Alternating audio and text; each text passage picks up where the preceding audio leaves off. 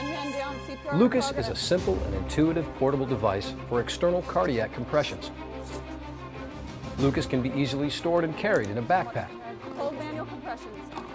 Back plate place. After the back plate is placed under the patient, it takes less than 20 seconds to stop manual compressions, connect the upper part of Lucas, and start mechanical compressions. In almost all situations, Lucas can provide effective, consistent, uninterrupted cardiac compressions in accordance with international guidelines. With Lucas providing compressions, rescuers have hands-free for other life-saving care.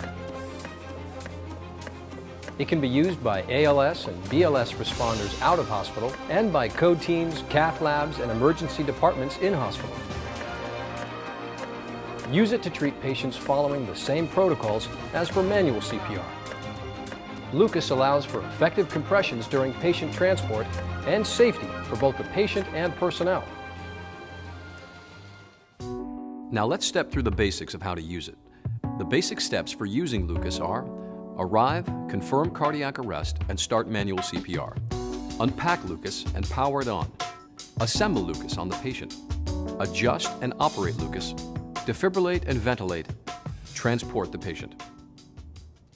Lucas is very simple. This is the control panel. Here's the on-off button.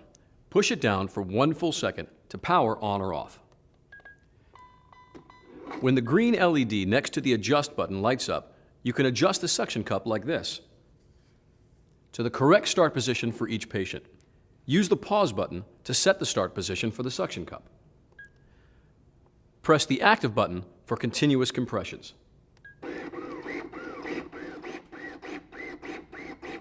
This LED prompts you for ventilations 8 times a minute. While Lucas is operating, the pause button pauses compressions with the suction cup up at the start position you set. Active 30 to 2 does 30 compressions, then pauses 3 seconds so you can give 2 ventilations. Again, there's an LED to prompt you and also an audio signal that alerts you just before each pause.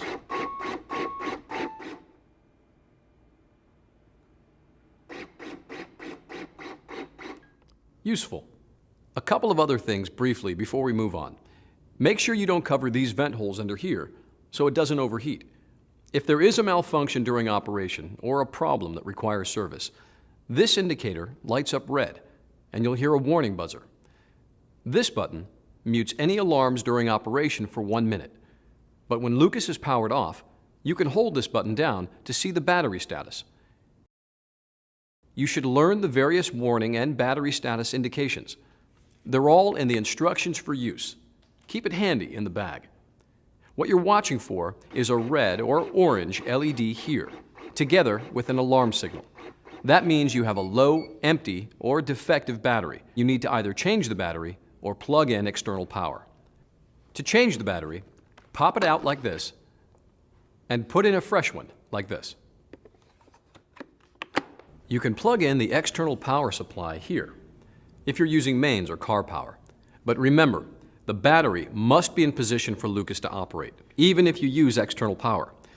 To minimize interruptions, always have a charged spare battery available. Okay, let's go over the operation steps in detail. Just like with manual CPR, when you arrive at the patient, confirm cardiac arrest and start CPR according to your protocols. If someone is already doing manual compressions, offer to relieve them. Now get out Lucas. Put the backpack down with the top towards you like this and open the bag. It's easy. Before you take Lucas out of the bag, push and hold the on-off button until it turns on. It self-tests, and you see the green LED when it's ready to use. Assemble it on the patient. Get out the back plate.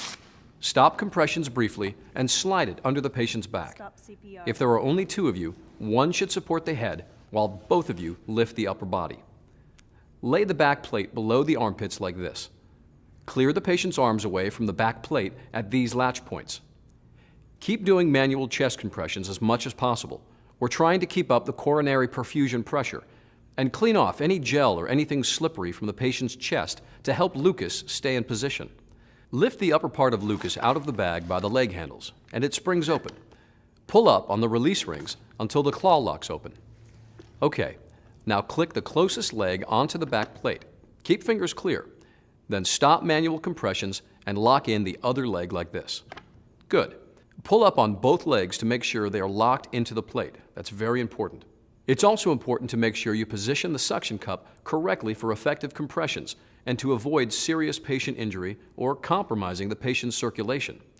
Center it on the sternum with the lower edge of the cup just above the end of the sternum. That looks pretty close. Okay, you should be in the adjust mode. You can tell by the LED here. Use 2 fingers to lower the suction cup like this. You want the pressure pad inside the cup to touch the patient's chest, but without compressing the chest so it doesn't compromise circulation. But now we can see the edge of the cup is a bit below the edge of the sternum. We'll have to reposition the cup. Lift it back up like this and move Lucas by pulling on the support legs. Push the suction cup back down and there, that's better. Hold it there and push the pause button to set the upper limit of compression. Now you can take your fingers off of the cup. It's important to press the pause button before removing your hand from the suction cup. But of course, when Lucas is operating, your fingers should not be on or below the suction cup. If you want, you can mark the right position on the patient's skin like this. With a mark, you can easily see if the suction cup shifts and you need to reposition it. What you're doing with the pressure pad is setting the upper limit of the compression. From here, it compresses down the same distance every time and then returns to this position. But if Lucas alarms with 3 fast signals when you try to enter the pause or active mode, then the patient is too small for Lucas and it will not be able to perform a full compression. Or, if you can't get the upper part around the patient and secure the claw locks onto the back plate, then the patient is too big for Lucas. Do not try to use Lucas on a patient that it doesn't fit. It won't be effective. In that case, you'll have to continue manual compressions. In most cases, like this, it's fine. So let's do some compressions. Push the active button, and there it goes. You can see we switched over to a mannequin so we can show you full compressions. If you need to reposition Lucas, make all the adjustments as quickly as you can. Pause Lucas and go to adjust mode. Adjust the position. Reset the pressure pad. Hold it there while you press pause to set that position. Push the active button to resume compressions. Finally, we'll attach the stabilization strap. This helps keep Lucas in the correct position on the patient's chest. Put the cushion under the neck, up against the shoulders. Connect these buckles here and tighten up the straps a little bit. Make sure the straps aren't twisted and don't tighten too much. You just want to stabilize it in position. Don't over-tighten and pull it out of position. If you're in a situation where attaching the stabilization strap might delay or impair treatment, then don't put it on or put it on later. And as a more general warning, if there is a malfunction or the compressions aren't sufficient or something unusual occurs during operation, you should stop Lucas, remove it, and do manual compressions. Okay, defibrillation. You can defibrillate a patient without removing Lucas. Make sure defibrillation pads are adequately adhered to the patient's skin. Make sure no pads or wires are under the suction cup. If you arrive and the patient already has pads on, you might need to replace them or reorient them. During a rhythm check or AED analysis, you'll need to stop compressions. Push the pause button. Analyzing now. Stand clear. Make the interruption as short as possible so you can continue CPR. Use your defibrillator according to its manufacturer's instructions and your protocols. After the shock is delivered, verify the suction cup hasn't moved out of place. Readjust it if you have to.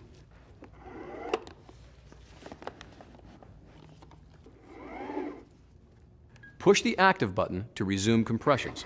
If you are ventilating with a bag mask, use the active 30 to 2 button. After 30 compressions, Lucas pauses for 3 seconds to let you deliver 2 breaths. Then it resumes compressions for 30 more. Once you have an advanced airway, like an endotracheal tube in place, you can switch to active continuous mode and deliver ventilations without pausing the compressions.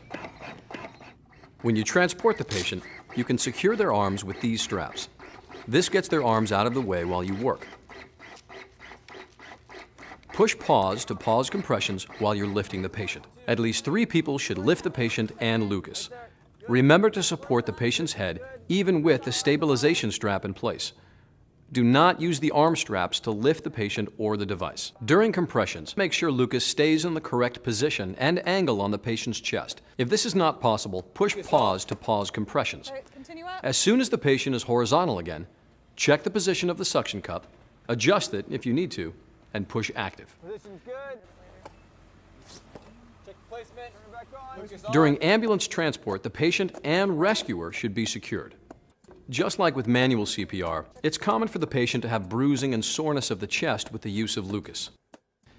Here are 2 other important procedures you need to know. If you need to change batteries while you're using Lucas, push pause. Swap in a charged battery, like this, and push active once you see the green LED here. Lucas can remember its settings for up to 60 seconds during a battery change, but if it takes longer than that, you'll have to readjust the suction cup on the patient's chest before you resume compressions. The same thing is true if you switch over to external power. And remember, you always have to have a battery in Lucas, even if it is plugged in. It won't run without a battery in it. Here's how you remove Lucas. Detach the stabilization strap. Push the on-off button for a full second to turn it off. Disconnect the upper part from the back plate with the release rings. Remove the back plate if the patient's condition allows. Clean Lucas as necessary before putting it back in the bag. Do not immerse Lucas in liquid because it can be damaged if liquid enters the hood. To change the suction cup, peel it off like this and throw it away as contaminated medical waste. Put the new one on like this. Make sure it's fully seated. Replace the battery with a fully charged one.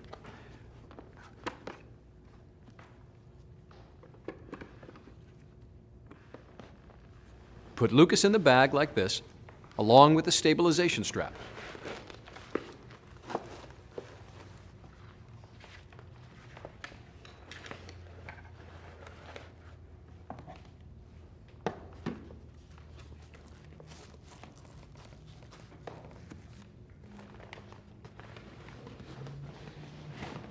And that's basically it.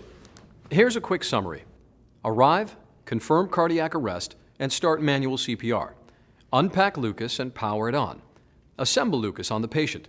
Adjust and operate Lucas. Defibrillate and ventilate. Transport the patient.